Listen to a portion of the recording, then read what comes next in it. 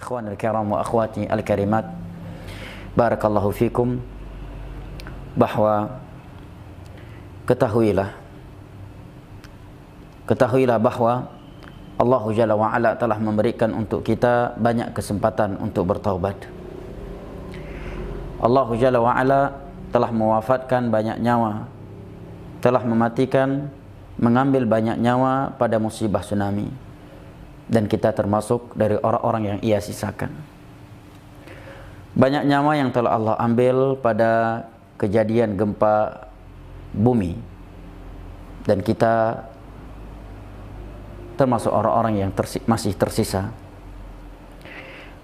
Banyak nyawa yang telah Allah ambil pada kejadian, pada musibah meletusnya gunung berapi di beberapa tempat, dan kita termasuk orang yang belum diambil dengan kejadian tersebut. Banyak nyawa yang telah Allah Jalla wa'ala wafatkan karena banjir bandang, dan kita termasuk orang yang Allah Jalla wa'ala sisakan dari kejadian itu. Banyak orang yang telah Allah Jalla wa'ala matikan dengan kejadian meledaknya pesawat yang ia tumpangi atau jatuhnya pesawat yang ia tumpangi, dan kita termasuk dari orang-orang yang masih Allah Jalla wa'ala selamatkan. Dan sekarang, dan khususnya di hari-hari ini, banyak manusia yang telah Allah Jalla wa'ala matikan dengan virus corona ini, COVID-19 ini, dan kita masih diberikan kesempatan hidup oleh Allah Jalla wa'ala untuk bertobat kepadanya. Maka jangan kita sia-siakan kesempatan ini, karena kita tidak tahu kapan kesempatan ini ditarik dan dicabut oleh Allah Jalla wa'ala dari kita. Bisa jadi di hari-hari corona ini kita mati justru bukan karena corona.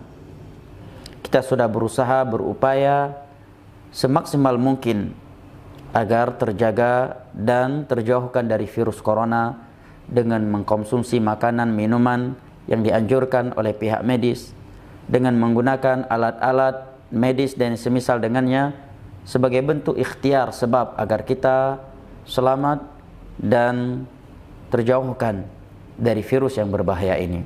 Tetapi bisa jadi kita justru mati dikarenakan selain corona. Kita masuk kamar mandi, jatuh di kamar mandi, kemudian mati.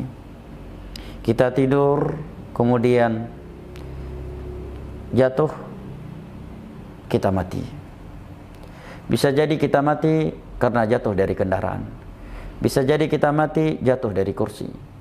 Bisa jadi kita mati sedang makan, minum bersama anak istri di salah satu dari sudut rumah kita, kemudian kita mati. Bisa jadi ketika kita tidur, kemudian begitu bangun tiba-tiba sudah man rabbuk wa ma dinuk wa man nabiyuk. Di dalam surat Al-Hadid, Allah Jalla wa'ala berfirman, alam ya'ni lil ladzina amanu an takhsha'a qulubuhum li dzikrillahi wa ma nazala minal haqq wa la yakunu kal ladzina utul kitaba min qablu fatala 'alaihimul amadu faqasat qulubuhum wa katsirun minhum fasiqun. Bukankah sudah saatnya orang-orang yang memiliki iman, orang-orang yang beriman itu tunduk mengingat Allah Jalla wa'ala dan tunduk terhadap kebenaran yang telah turun kepada mereka. Dan janganlah mereka seperti Yahudi dan Nasara, Ahlul Kitab sebelum mereka. Semakin panjang umur mereka, semakin banyak kesempatan taubat yang Allah berikan kepada mereka, justru mereka semakin jauh dari Allah, semakin membangkang kepada Allah, semakin keras hati mereka. Wa katsirun minhum fasiqun, dan banyak dari mereka orang-orang yang fasik.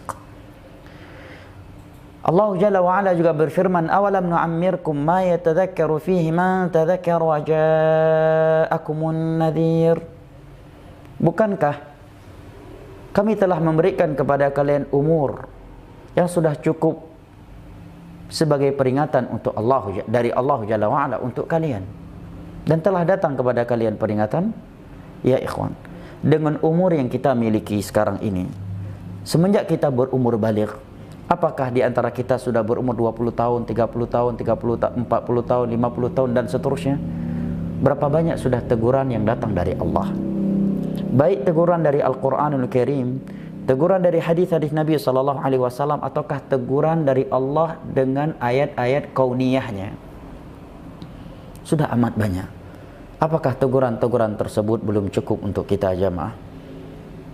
Allah telah memperlihatkan kepada kita sebagian kekuasaannya, sebagian kekuatannya, sebagai teguran untuk kita. Semua itu agar kita bertobat kepadanya. Oleh karenanya Nabi SAW bersabda, Inna Allaha yaqbalu taubatal abdi ma lam yaghargir. Allah itu akan senantiasa menerima taubat seorang hamba selama dia belum berada di dalam ghargharah. Makna ghargharah ada dua. Yang pertama, kata para ulama, nyawa yang ditarik oleh malaikat maut belum sampai ke kerongkongannya. Makna ghargharah yang kedua adalah belum terlihat olehnya azab yang mematikan.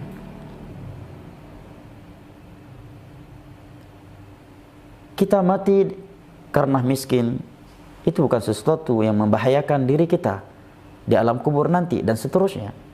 Kita mati karena dibunuh, kita mati karena diracuni, kita mati karena virus corona, kita mati karena tertabrak, kita mati karena pesawat yang kita tumpangi jatuh, kita mati digigit oleh ular yang berbisa ataukah yang lainnya.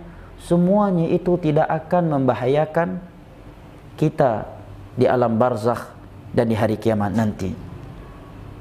Tetapi yang berbahaya terhadap kita adalah tatkala kita mati dalam keadaan su'ul khatimah.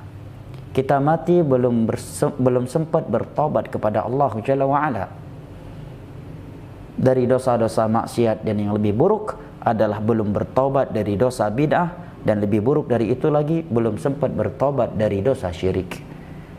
Karena Nabi SAW bersabda, innamal a'malu bil khawatim. Amalan seseorang itu dengan penutupnya.